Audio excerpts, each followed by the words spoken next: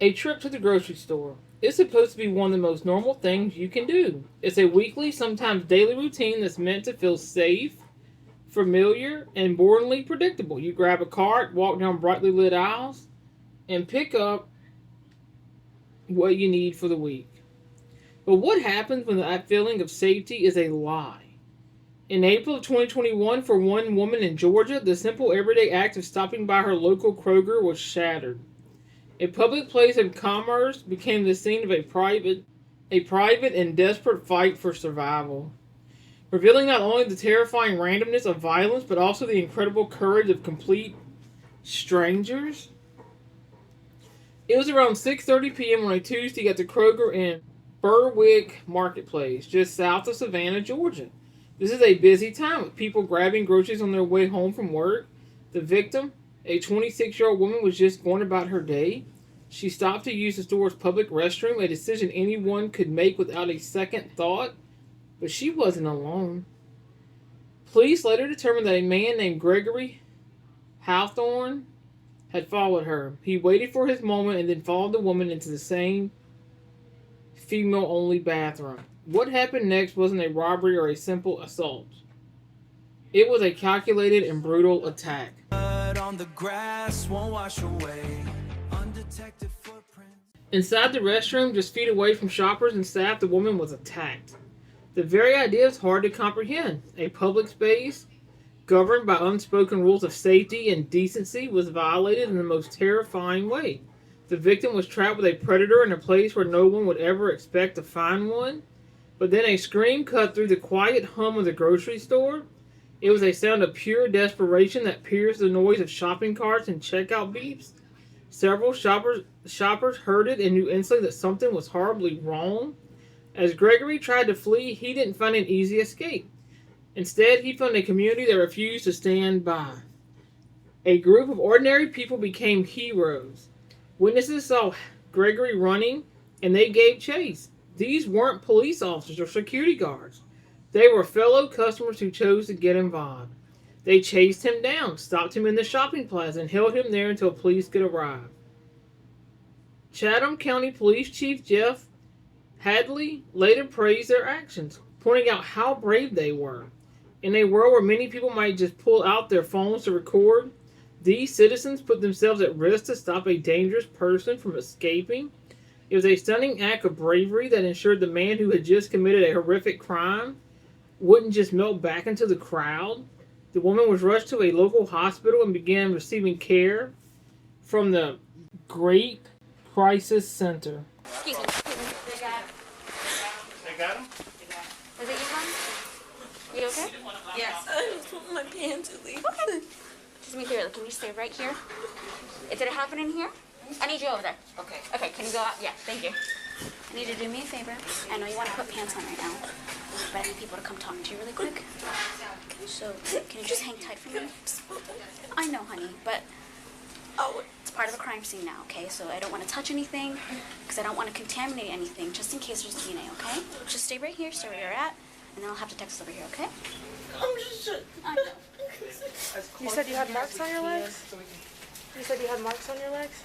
I have marks on, like, cup. Okay. You don't have to pull it up. Nonsense. And, of course, he broke my glasses and pulled me by the knee.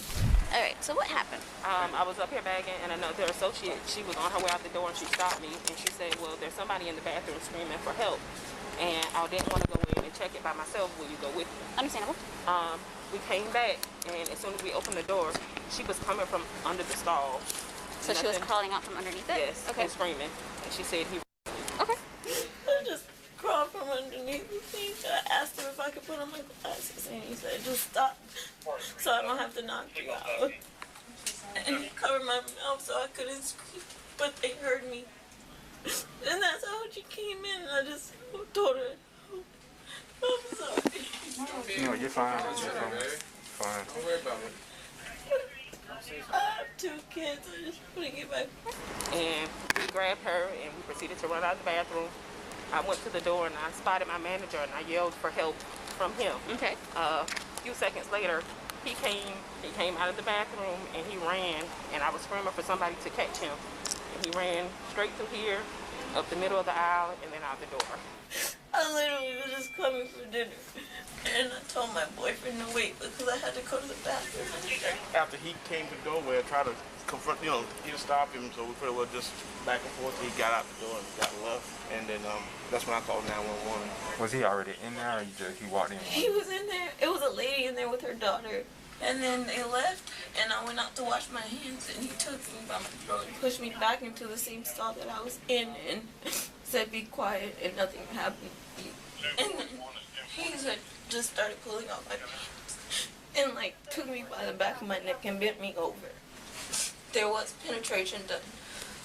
I tried to fight. I broke my nail. My lens is somewhere in there on the floor.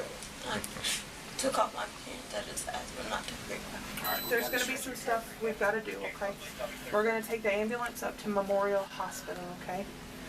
We're going to check you in anonymously, okay? And we're going to have somebody from the crisis center come talk to you, okay? I know that's really scary, but it is so important, okay?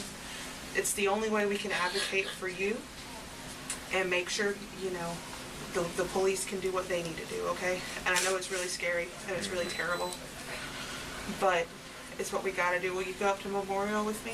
Okay. Well, he was at the Walgreens and they said that he had knocked over a sign and that he was circling the building. And so we spoke with him and he said that he had just accidentally turned around and knocked the sign over, and that he was just circling around because he was coming back to his truck here at the Kroger parking lot, because it was right over by the Ace Hardware that we made contact with him. So I got his information. I told him just to stay out of the area, and he was leaving in a truck. But, well, Jepson said that he lives in his vehicle. oh, because he had a Mississippi identification. Did the boyfriend? We do have she two said her boyfriend was out there. boyfriend that was saying that. Yeah, I'm not sure where he went. He said he was going to call her mom. Okay. Okay. Especially with rape victims, I guess that there's this new thing where you can't prod if they don't want to if they don't want to answer your questions. You can't be like, you gotta tell me. You can't prod. I'm daring to say that it probably was forcible. I don't think it was consensual. Right. Ma'am, do you know if there's any of the cameras that are facing this way, just down this aisle, so we could see him entering the bathroom? Straight ahead there, or there's one here. There's a lot of people running towards the way. He goes running out the door. One of the CSM is screamed out. He just. So, a few people, adults, gave chase. They got winded. This dude's like a retired Marine or something. So he ran him down over here. Went around to the corner right here. He was coming straight at him, coming down from the side of the building. So he drew down on him.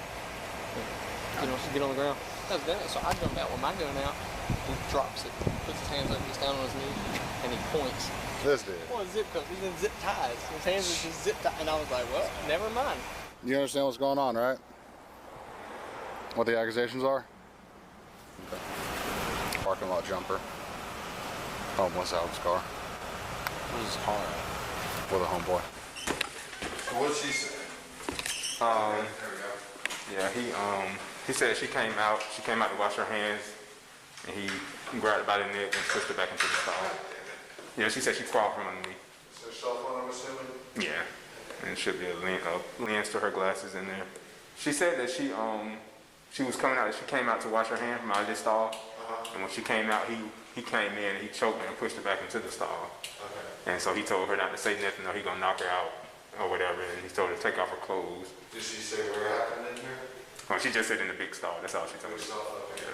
She did say he penetrated her, but she didn't say if he. How long was he in there? How long were they in here? I'm not sure. So when you went, was she out of the stall when you went in there?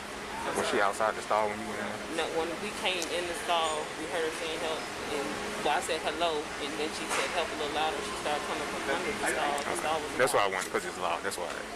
Just asked him his living situation, all that stuff, because he is from Mississippi, hopping around from parking lot to parking lot. I've never seen him before.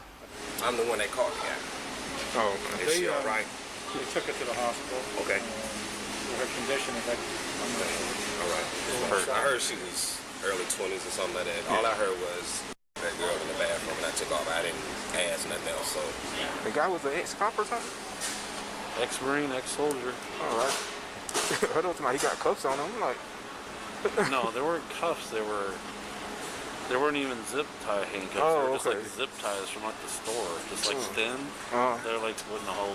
Oh wow. Like for a loaf of bread or something. I mean, that's all they had. But he did exactly everything right. He held the guy until the cops came there. When the cops came there, he tossed his gun, put his hands up. I got him right here. That's exactly how you should. Yep.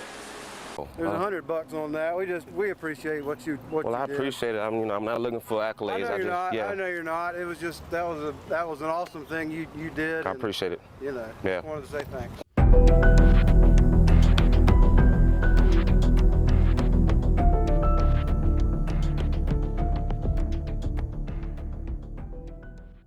When Chatham County Police arrived at 6:30 p.m., they found a controlled chaos. A suspect being held on the ground by a group of determined shoppers. They took 25-year-old Gregory Hathorn into custody. The initial investigation revealed some unsettling details. Gregory wasn't well known in the Savannah area. The police believed he had very little history there, which can make it hard to understand a person's motives. He was a complete stranger to the victim, making the attack appear to be a terrifyingly random act of violence. The charges against him were severe: felony rape, felony kidnapping, and misdemeanor battery. Gregory was booked into the Chatham County Detention Center, initially held without bond, which signaled how dangerous the authorities believed he was. As the case moved through the legal system, a judge ruled there was enough probable cause to proceed. For the victim and the community, this meant the wheels of justice were turning, but it also promised a long road ahead. The attack had left more than just physical scars. It had deeply shaken the community's sense of security. Many people, especially women, voiced their fear and frustration that a public restroom should not be a place where they have to be on guard. Kroger's corporate office stated that customer and associate safety was their top priority and that they would cooperate with the investigation. Tragically, there's another layer to this story. About 3 months later, after the assault, the 26-year-old victim passed away. It is critical to be clear. Authorities and news reports have not publicly linked her death to the injuries from the attack, but it will add a profound layer of sadness to an already horrific case. In November of 2023, the case against Gregory Hathorn finally came to a close. He accepted a plea deal in exchange for pleading guilty to rape. The charges of kidnapping and battery were dropped. Gregory was sentenced to 25 years in prison, to be followed by a lifetime probation. But even with a conviction, the question this incident raised don't just go away. This attack shows a clear vulnerability in the places we visit every day. We expect cameras at entrances and maybe see security guards on the floor, but a restroom is a uniquely private space.